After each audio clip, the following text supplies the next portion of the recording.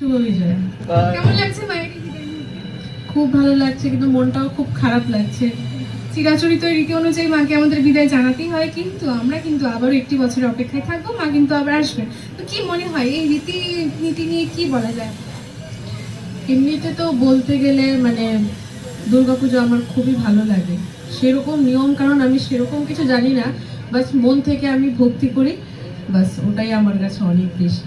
তাই সেই ভক্তিটা নিয়ে আজকে আমি এখানে চলে এসেছি, দেখবো শেষ বিদায়টা একটু দেখে নিই মাকে, এতটুকু। অসংখ্য ধন্যবাদ।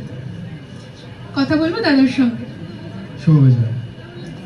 ভালো লাগছে। এবার দুর্গাপূজায় অনেকগুলো ক্লাবে আমরা দেখতে পেরেছি, অনেকটি ইনোভেটিভ মূর্তি করেছে, প্রতিমা গঠন করেছে, অনেক ভালো ভালো প্রতিমা দেখেছি এবার। তো এবার দুর্গাপুজো খুবই ভালো লেগেছে। আজকে তো বিদায়, তো সেটাই অল্প মন খারাপ লাগছে।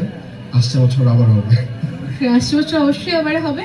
আমাদের এই দুর্গাবাড়ির দুর্গাপুজো কিন্তু একদম আমাদের বাঙালির অনেকটা ঐতিহ্য বহন করে। তো এই পুজোর বিশেষত্ব নিয়ে কি বলবো?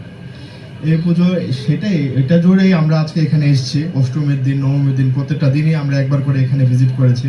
এটা আমাদের ঐতিহ্যবাহী একটা পূজা, এখানে সবাই আসে, সেটাই। তো এখন আমরা মায়ের যাত্রাতে আমরা জড়িত হবো। হ্যাঁ, আমরা দেখতে পাচ্ছি মায়ের যাত্রা